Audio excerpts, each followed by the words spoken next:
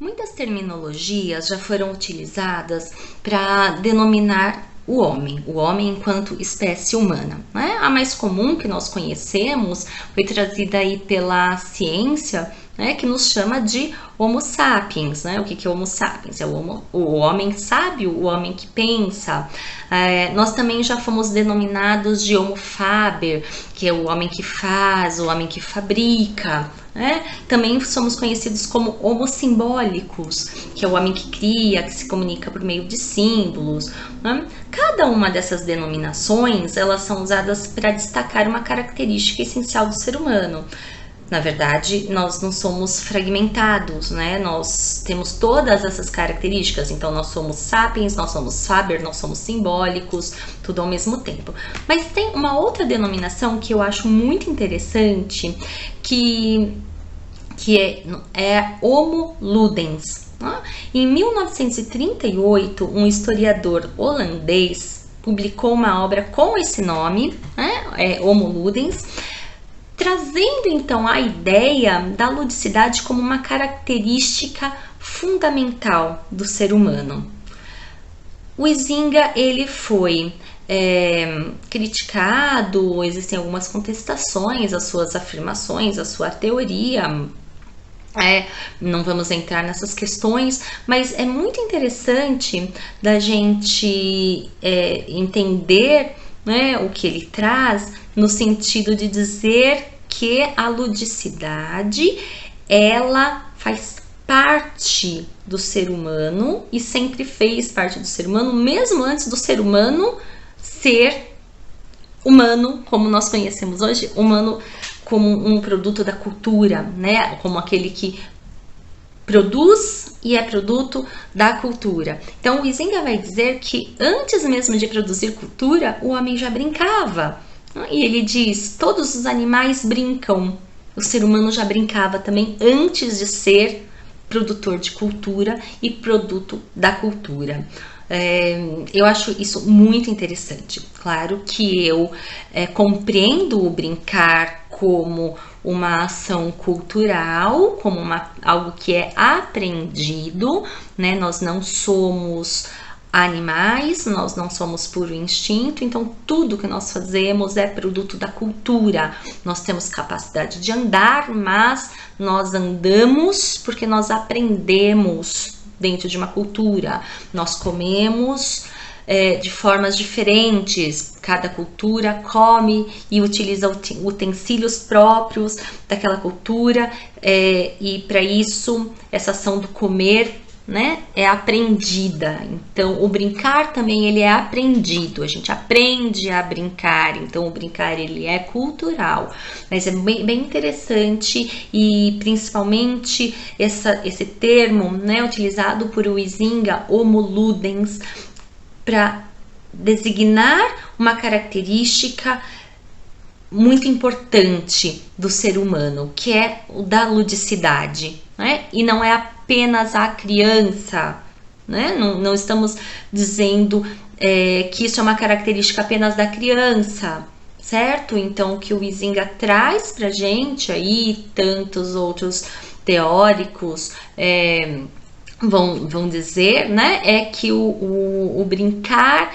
ele é essência humana como um todo, né, em qualquer fase da vida.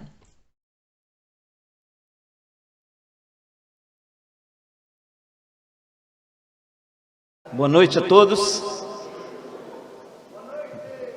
Agradecer à FATEC, ao professor Luiz, ao Grupo de Cultura, a oportunidade de estar aqui, tocar um pouquinho para vocês, animar um pouquinho e desejar um bom retorno para todos, né?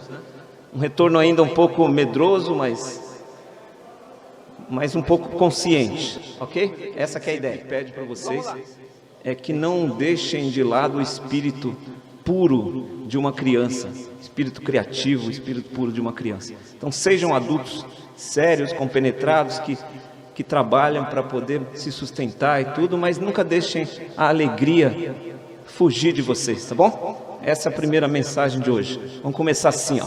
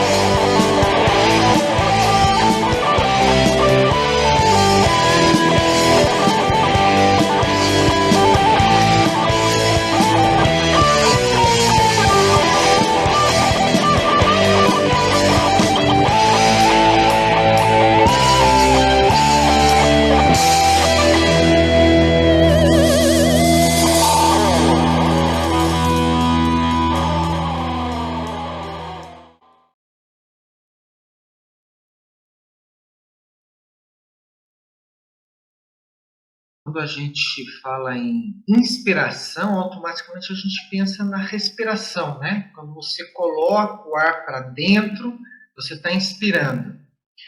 Quando você pensa em arte, em cultura, essa inspiração é quando você consegue captar uma ideia que parece que não está aqui no seu mundo tridimensional. Então, antigamente se diziam dos conselhos que vinham, né, de um mundo transcendente. O Platão dizia que você acessava o mundo das ideias, que não seria nem a nossa terceira dimensão, nem a quarta dimensão, onde estão os pensamentos fluindo, mas seria uma quinta dimensão onde tudo existe em estado perfeito. Então, cada ideia que você capta de lá e traz para cá, você teria então uma inspiração. Mais modernamente, a gente pode pensar no Jung. O Jung fala no inconsciente coletivo, em arquétipo, que é como se todas as ideias já pensadas, as criações da humanidade, tivessem guardadas num lugar, né? Que é no inconsciente coletivo. E de vez em quando a gente vai lá e acessa uma ideia, vai lá e acessa e traz para o nosso mundo, né? Então você tem uma inspiração. O meu entendimento de inspiração e de criação, ele é muito baseado na minha experiência pessoal, né? E eu penso da seguinte maneira: a criação artística, ela nasce, antes de mais nada, de uma necessidade de se expressar, seja através da música, da canção, visualmente, através de um quadro, ou mesmo uma criação mais complexa, por exemplo, como cinema, né? Televisão e outros meios. Então, eu acho que nasce da necessidade de você se expressar, e o meio que você vai escolher é uma coisa meio instintiva, aquilo que você tem maior intimidade, maior facilidade, ou como dizem as pessoas, o dom, né? Aquela sua habilidade natural. Então, aquele que consegue se entender bem com as palavras, vai buscar a criação literária. Aquele que tem um entendimento, uma harmonia muito grande com o som, vai buscar a música. E assim por diante, né? Nós nascemos com as nossas habilidades. E a inspiração, eu concordo com o professor Antônio Jorge. Ela é uma coisa que nós captamos, né? Mas ela nasce dessa nossa necessidade da gente se expressar. E a inspiração, ela está em tudo. Tudo que você puder observar e tudo que trouxer algo para você. Eu já me inspirei em pessoas, já me inspirei em amigos, né? Nós nos inspiramos no que nós vemos. Estamos viajando no metrô, de repente eu me inspiro em alguma coisa, né? Em histórias que a gente leu, em histórias que a gente ouviu, pessoas que a gente conheceu, né? A inspiração é uma coisa sem limites. Tudo que nós temos contato, nós podemos interpretar e transformar aquilo numa criação artística. Eu comecei a aprender violão aos 13 anos de idade e também comecei a escrever algumas coisas com essa idade, porque eu achava bonito, achava interessante os compositores, a maneira como eles se expressavam.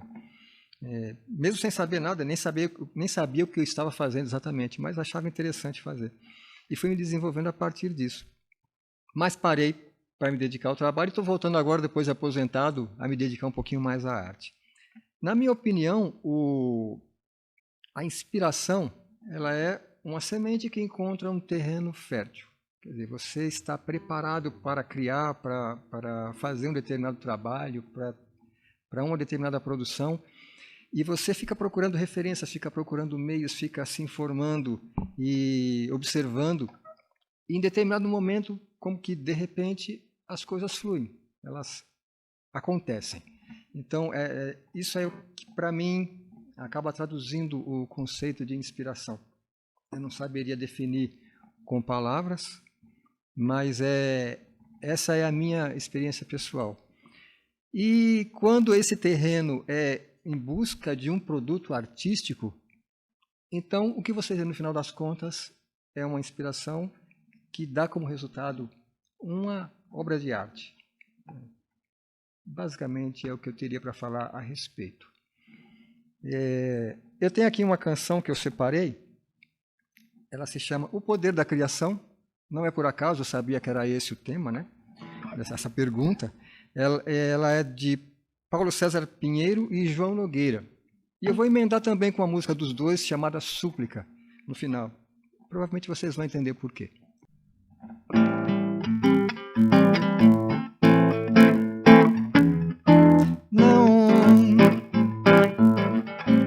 Ninguém faz samba só porque prefere.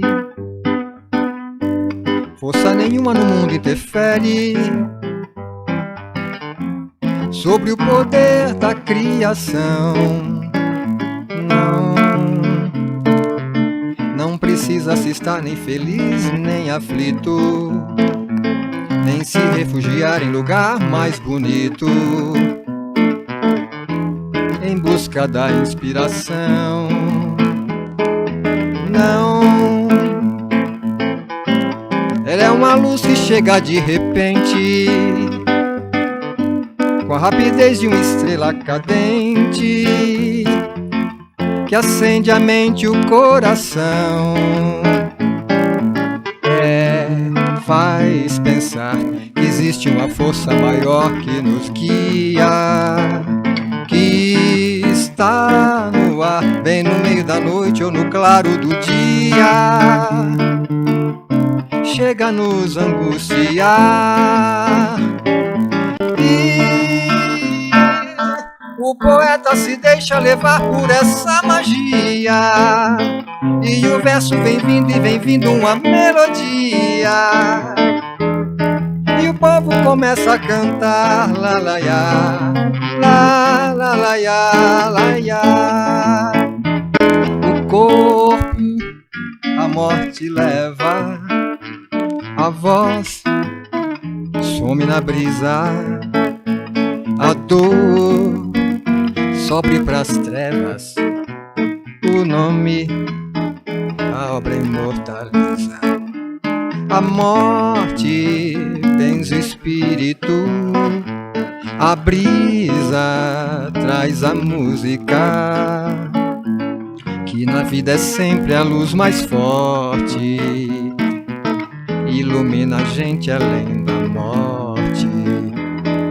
Vem a mim, ó música, vem no ar, ouve de onde estás a minha súplica, que eu bem sei talvez não seja a única.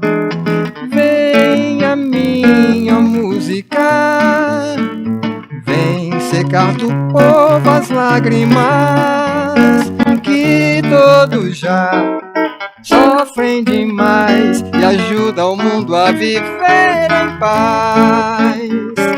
Que todos já sofrem demais, e ajuda o mundo a viver em paz.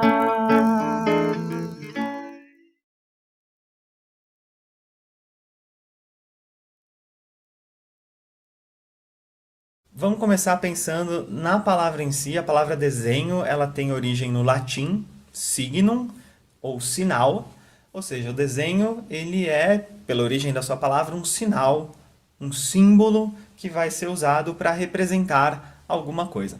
Agora, o que pode ser representado pelo desenho, por esse símbolo, por esse sinal? Praticamente o que a gente precisar. Então eu trouxe para vocês algumas figuras, quero que vocês olhem aqui comigo, começando dessa primeira que eu dou destaque.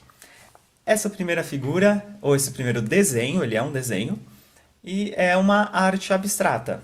Então a gente percebe que a gente não tem formas bem definidas, em termos de figuras geométricas, a gente não consegue identificar um círculo, uma reta, um arco, um triângulo.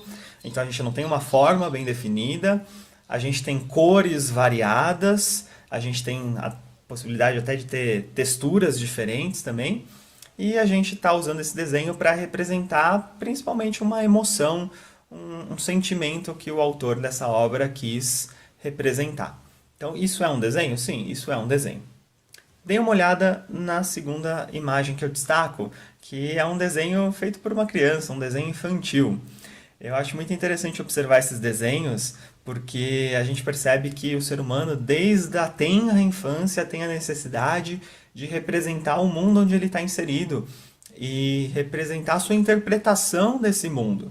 Então a gente vê os desenhos das crianças, são essas garatujas, né? Esses rabiscos talvez sem muita conexão com a realidade, né? Por assim dizer, mas que tentam representar o que ela está vendo, o que ela está entendendo daquele meio, o que ela espera daquele meio. Então é interessante ver que desde a infância o ser humano tem essa relação com a representação gráfica, ou seja, com o desenho. Depois eu trago para vocês a tão famosa Mona Lisa, do Leonardo da Vinci. A gente sabe que a Mona Lisa é um quadro, foi pintado, é uma obra de arte, como a gente chama hoje em dia. E ela também é uma representação. Representação no caso de um outro ser humano, com as suas formas, com os seus volumes, com as suas cores, com as diferentes texturas do tecido, da pele, dos cabelos, enfim. Uma representação bem fiel, bem próxima do real, que é feita nesse tipo de desenho, nesse tipo de obra. Dê uma olhada no que eu destaquei agora. É um desenho, como a gente entende talvez mais comumente o desenho, é uma representação de um ser que mistura um animal com a fantasia, com o mágico, com o lúdico, um ser mitológico talvez, ou um ser mágico, como eu falei, que tem uma representação em desenho animado, em história em quadrinhos, enfim. E por último, o que eu destaco para vocês é um desenho técnico propriamente dito. Veja que a gente tem lá instrumentos, lapiseira, o compasso junto, formando essa cena com o desenho técnico.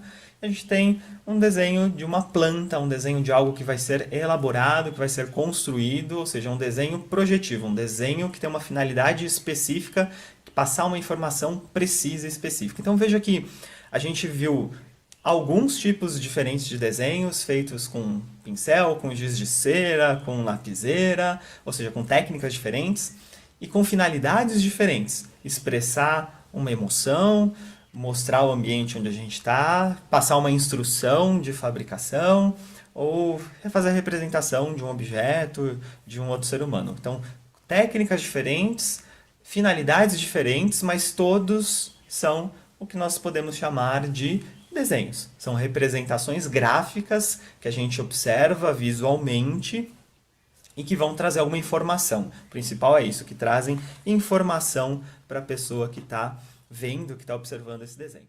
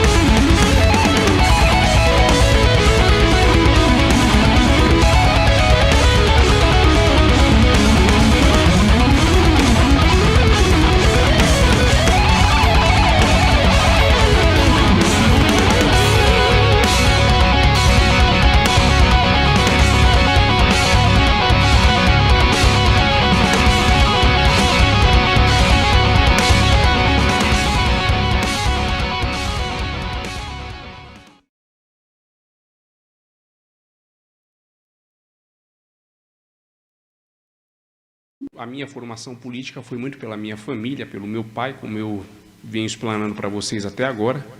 E em relação à música, isso é muito interessante. Eu acho que é muito interessante como a gente guarda algumas lembranças, né?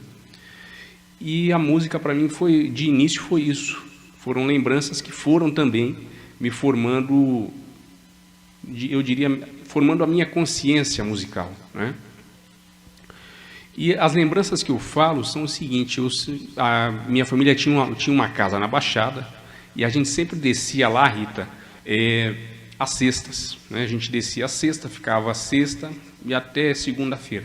E nessas descidas, isso eu me lembro muito de eu escutar um disco que foi produzido pela Natura, né? A marca de produtos, e o disco chama-se Biografia, que é em homenagem a um perfume deles. E esse disco, ele traz uma série de intérpretes brasileiros. Ele traz Elis Regina, ele traz Cazuza, Ronaldo Boscoli, Roberto Menescal, traz a Lila Pinheiro também enquanto intérprete. Enfim, traz uma boa parte da nossa MPB, né? E eu descia para Santos, para São Vicente, para Cubatão, muitas vezes ouvindo esse CD, né? Ouvindo músicas desse CD. Ou seja, então a minha formação, para mim, ela parte daí. A minha formação musical parte daí. É a MPB, é a bossa nova, é o samba, é entender o que a música traz de interessante, de crítico, de ameno, de pesado, né? Parte sempre desse disco. E além desse disco, o que eu lembro também é escutar muito Rita Lee, nessas idas à Baixada, escutar também Marina Lima, que eu adoro até hoje, muito bom. E, enfim, a formação musical, ela parte daí, não é? Parte com Elis Regina, com Chico Buarque, com Roberto Menescal. E por esse meu interesse com música, ele se inicia aos meus 3 anos de idade, e eu mantenho isso até hoje como uma constante, né? Sempre estar ouvindo uma música nos meus afazeres acadêmicos, sempre a música próximo de mim, né? Tanto é que esse meu gosto, essa vontade de escutar música, fez com que eu comprasse toda a discografia do Chico Buarque, de 1965 até hoje. Eu tenho toda a discografia dele, tenho toda a discografia da Elis Regina, tem uma parte da discografia do Roberto Menescal, porque são cantores, como eu estou colocando para vocês, são parte da minha base musical, né? E nesse meu interesse, nessa minha questão de não viver sem a música, né, é que eu passo aí a muitos shows, que eu conheço pessoas do meio musical, e nessas idas a show, em 2018, eu fui à turnê do Chico Buarque, que ele lançou, que chama-se Caravanas. Eu fui 4 vezes nessa turnê, por gostar muito dele. Aí vocês vejam como eu estou falando a verdade, gostar desses artistas, né? Eu fui, conheci o produtor dele, sou amigo do produtor dele até hoje, e esse produtor me apresentou o Chico Buarque, né? Só que assim, a minha conversa com o Chico foi muito rápida, sabe? Foi conhecê-lo, entregar uma carta que eu escrevi para ele, com algumas colocações minhas sobre a minha formação, a influência que ele tem para mim culturalmente, enquanto cidadão, né? Entreguei para ele, troquei algumas palavras com ele, tiramos uma foto, e com ele foi isso, né? Mas além dessa vez de ir na turnê que ele estava, eu fui também em 2 jogos no campo Dr. Sócrates, que fica em Guararema, e o Chico foi a campo, ele jogou. E eu estava lá, assisti os jogos, um em 2017 e o outro em 2019, né? Eu assisti. E em uma dessas vezes, depois que acabou o jogo, parte das pessoas se reuniram numa área mais privada. Aí eu cheguei aí nessa área também. E uma coisa que o Chico falou para todos, que ele rememorou, foi o seguinte: que no final dos anos 70, acho que em 78 para 79, estava tendo aquelas greves do ABC, as greves dos metalúrgicos, e o Chico, junto com o metalúrgico, junto com alguns artistas, o que ele fez? As indústrias estavam paradas. Ele chegou a fazer, digamos assim, a abrir a sua conta, não é? Ele deu salário dos trabalhadores enquanto estava tendo a greve, para eles continuarem se alimentando, continuarem sustentando sua família. Entende? É esse tipo de artista que eu admiro, sabe? É um artista que tem uma consciência social, que não é simplesmente o artista, o Chico Buarque, que ninguém consegue tocar, ninguém consegue chegar perto.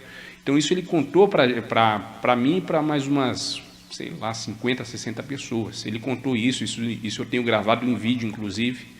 Então é isso, é uma pessoa que vai além do artista e que eu me deparo com uma pessoa dessa, eu falo, pô, é esse tipo de gente que eu admiro, é esse tipo de gente que eu, sabe, que pesa para mim, que é o tipo de gente que eu me identifico. Chico é um deles, certo?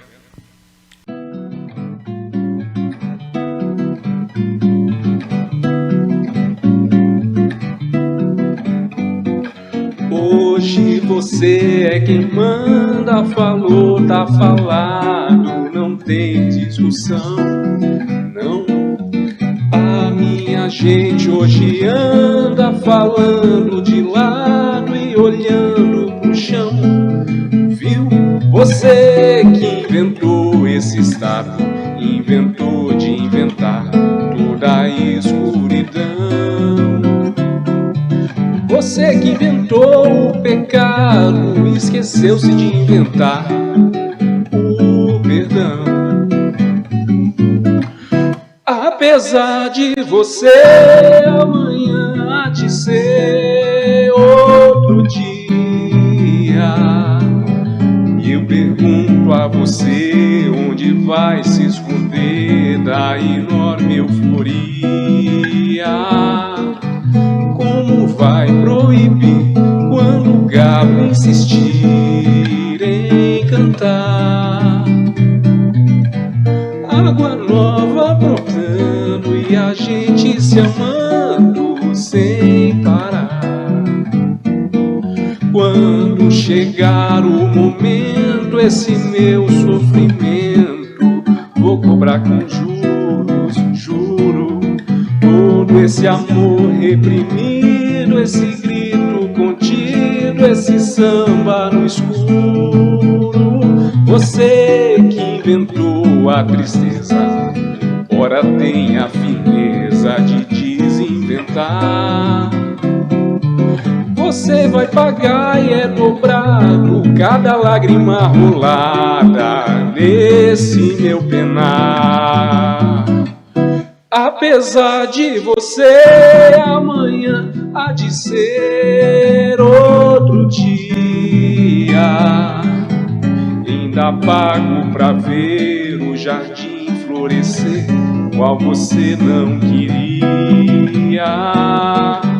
Você vai se amargar vendo o dia raiar sem pedir licença. E eu vou morrer de rir que esse dia há de vir antes do que você pensa. Apesar de você,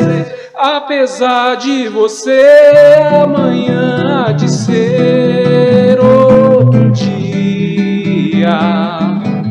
Você vai ter que ver amanhã renascer, esbanjar poesia. Como vai se explicar vendo o céu clarear de repente, impunemente? Como vai abafar nosso coro a cantar na sua frente? Apesar de você, amanhã há de ser outro dia. Você vai se dar mal, etc e tal. Lá lá ya, lá lá ya, lá lá ya, lá lá ya, lá lá ya, lá lá ya, lá lá ya, lá lá ya, lá lá ya, lá lá ya.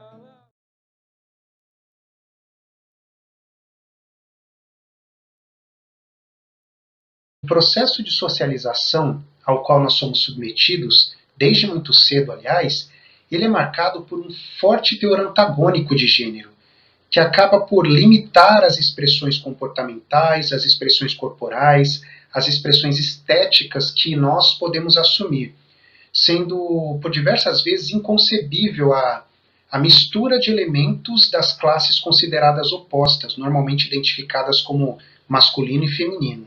Ou seja, nós vivemos em um sistema de universos antagonizados, em um sistema de universos diferenciados de feminino e masculino, com atributos e características próprias a cada um desses universos, que pouquissimamente são confundidas e que delimitam, de modo bastante inflexível, aliás, o que seria aceitável a cada uma dessas categorias. Ocorre que esse modelo social ele não tutela, ele não protege igualmente todas as pessoas e acaba por estigmatizar, por marginalizar, por patologizar, por exotizar ou simplesmente por invisibilizar determinadas formas de ser e de viver no mundo que destoam dos modelos pré-concebidos de masculinidade e de feminilidade. E o resultado disso não é outro. É a violência, é a perseguição, é a discriminação que são sofridas por pessoas que muitas vezes são, por exemplo, impedidas de frequentar lugares, impedidas de estudar, de amar, de ser feliz, de conviver com suas famílias, ou apenas de viver assim como elas são. É claro que, ultimamente, nós temos visto identidades trans abandonando cada vez mais a clandestinidade e se tornando mais evidentes e mais representadas, mas ainda persiste uma intolerância que gera uma dificuldade social de admitir posicionamentos mais fluidos, posicionamentos mais flexíveis de gênero, de sexualidade ou até mesmo de sexo.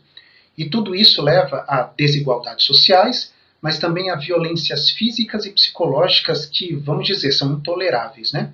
A propósito, o último dossiê lançado nesse ano de 2022 pela Associação Nacional de Travestis e Transsexuais, a ANTRA, deixa muito clara essa violência. Esse aí é um trabalho importantíssimo que foi feito com muito esforço, especialmente se nós considerarmos a subnotificação de violências do gênero. Subnotificação essa que ocorre seja pela falta de registro da identidade de gênero das vítimas, seja pela investigação desses crimes ser feita como se fossem crimes comuns, né? Seja pela falta de averiguação da motivação transfóbica, ou porque esses crimes não são levados às autoridades por um descrédito das instituições, né? Até mesmo por causa da possibilidade de revitimização ou de represália que costumam sofrer as vítimas, mas também as testemunhas, que são muitas vezes colocadas numa posição de suspeitas. Enfim, a notificação pode ocorrer por diversos motivos, mas vale lembrar que cada tipo de violência pode ter diferentes motivações e pode ter também distintas formas de solução e de ações preventivas e de ações repressivas. E a falta de especificação de cada uma dessas formas de violência pode impedir que o combate a essas violências seja mais efetivo, seja mais eficaz.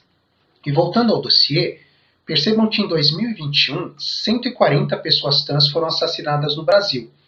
135 delas eram travestis e mulheres transexuais, e 5 eram transhomens ou homens transexuais. Aliás, em 2018, uma ONG europeia, conhecida pela sigla TGEU, iniciou um monitoramento global de violência contra pessoas trans. E, segundo esse monitoramento, o Brasil, pelo 13º ano consecutivo, está em primeiro lugar da lista como o país que mais mata pessoas trans no mundo. Se nós dividirmos esses dados por estados da federação, São Paulo seria o país que mais mata em números absolutos, seguido pelo estado do Ceará, da Bahia, Minas Gerais e Rio de Janeiro, né? E o perfil dessas vítimas por idade, ele é o seguinte: a maioria das vítimas se concentra ali entre os 18 e 29 anos, havendo ainda uma grande incidência entre os 30 e 39 anos, né? Em muitos casos, aliás, sequer é revelada a idade das vítimas, o que mostra um descompromisso em aferir e conhecer a realidade de cada pessoa agredida, né, para a confecção de diferentes políticas políticas de combate, né, políticas específicas, e as trabalhadoras do sexo nesses assassinatos são as mais atingidas, né, as mais violentadas. 81% das pessoas trans assassinadas no Brasil são pretas e pardas, conforme a classificação étnica do IBGE. E isso simboliza que a vulnerabilidade das pessoas trans, né, o fator de risco aos quais elas são submetidas, aumentam de acordo com a acumulação das marcas de rejeição. Uma pessoa trans e preta possui um risco maior de ser perseguida, violentada e assassinada do que uma pessoa trans branca, né? Então, o acúmulo das marcas de rejeição aumenta esses fatores de risco, o que frequentemente também leva à minimização da importância e à minimização da gravidade desses crimes, e também à atribuição de responsabilidade às vítimas pelas suas próprias mortes. E o que mais assusta nessa história toda é a excessiva violência perpetrada contra as pessoas trans, com verdadeiros requintes de crueldade, talvez fruto da impunidade dos agressores e da repulsa social que sofre a população trans, né?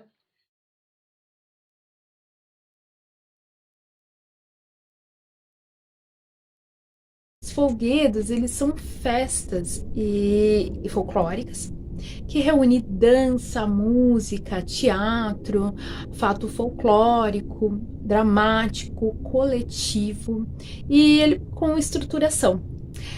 Os folguedos, eles buscam manter viva a tradição e uma identidade regional. Apesar do caráter fundamental da brincadeira, da festa, do jogo, está por trás toda uma carga cultural, identitária e religiosa.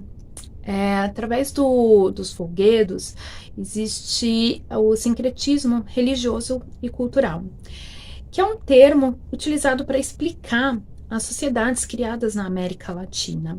Essas sociedades, elas nasceram da união da cultura ameríndia, europeia e africana. Cada uma tem a sua particularidade.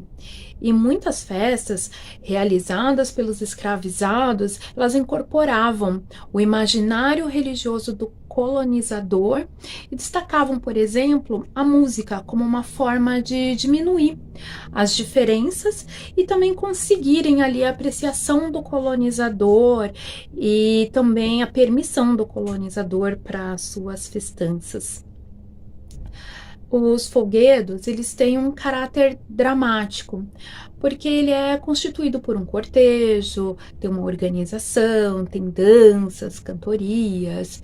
Também tem um caráter coletivo, porque ele é de uma aceitação integral, espontânea, de determinada coletividade.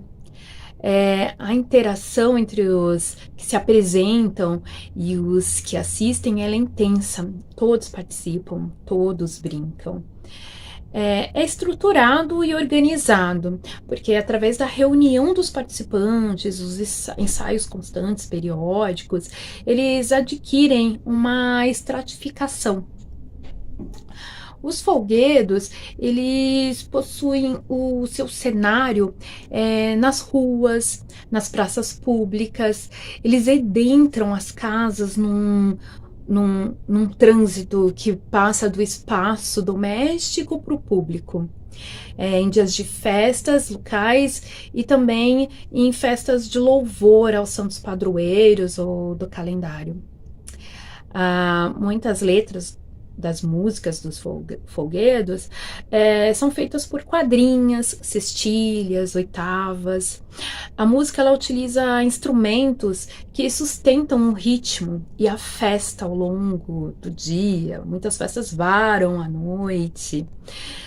Possuem coreografia, muitas em fila, outras em roda, fila dupla, em casais. Então tem sempre uma coreografia. E algumas festas têm uma temática, um enredo representado pelo teatro. Os brincantes, existe uma dualidade entre o brincar e o viver, entre o ser e o representar. É uma força daquele saber que proporciona uma interação íntima entre os participantes, até atingir um grau ritualístico. O brincante, ele cresce envolvido na brincadeira, ele aprende os primeiros passos na infância, ele aprende sem ninguém ensinar, ele aprende porque ele está junto ao coletivo, ele está observando pela experiência empírica, imitando, participando durante os ensaios e as apresentações. Ele aprende observando, vivenciando a manifestação. Ele aprende observando os mais experientes, ele vai aperfeiçoando a sua performance, o seu desenvolvimento, e se dá de forma espontânea. Por isso, a carga de identidade ela é bastante vigorosa. Em cada participante do folguedo, dançar faz parte da história de cada um e da vida da comunidade. O mestre brincante, ele é quem é o guardião de todo o saber brincante. Ele é o que traz as memórias dos antepassados, ele é responsável por passar os seus conhecimentos de geração em geração, e ele é o responsável por manter viva toda a memória do folguedo. No Brasil, há diversos grupos folclóricos espalhados por várias regiões. Algumas festas, elas costumam se manifestar em regiões diferentes, como no Nordeste ou no Sudeste, como também na região Norte, e ter a mesma manifestação na região Sudeste. Porém, conforme o grupo, a sua comunidade, eles criam características próprias, né? Há algumas mudanças e o público, eles criam algumas características próprias da comunidade. Eu vou começar aqui então a elencar algumas festas para vocês terem uma noção, para clarear um pouquinho de como que é essa festa e como que ela é realizada. Vou falar agora da festa do cavalo marinho, que ela é uma dança natalina. Ela vai ela começa por volta da semana do Natal e vai até a primeira semana de janeiro, né? E é uma festa típica do norte do Pernambuco, da zona da mata de Pernambuco, né? E ela possui diversos diálogos divertidos e satíricos, né? Muitas vezes improvisados. Para a festa, há uma banca de músicos. Eles tocam sentados em um banco e possuem como os instrumentos um ganzá, um reco-reco, a rabeca e o pandeiro. São os principais instrumentos, mas podem ter outros também. Ela é uma dança teatral. Ela tem uns personagens e tem mais de 70 personagens, chega em torno a 76 personagens que participam da festa inteira, e é feito pelos brincantes, né? Realizado pelos brincantes, essa manifestação teatral, essa representação. E além do teatro, no meio das representações ocorrem as danças, que tem a dança dos arcos de São Gonçalo, como também tem a dança do mergulhão. A dança do mergulhão ela é uma roda formada pelos brincantes e eles fazem entre pares, eles fazem um desafio o outro, utilizando passos, que muitos passos eles têm o nome dos personagens mesmo, do cavalo marinho. E a dança dos arcos ocorre no momento da festa também, ao longo da noite, que eles chamam as pessoas, os galantes e as damas, para fazer toda essa dança. É como se fosse uma dança de corte, mas é uma dança feita também pelos personagens da história. O enredo da história, ele vai pelos personagens, né, o Capitão Marinho, que ele é como se ele é o mestre da festa, né? Ele é o mestre brincante e ele usa um apito para dar os toques durante a festa.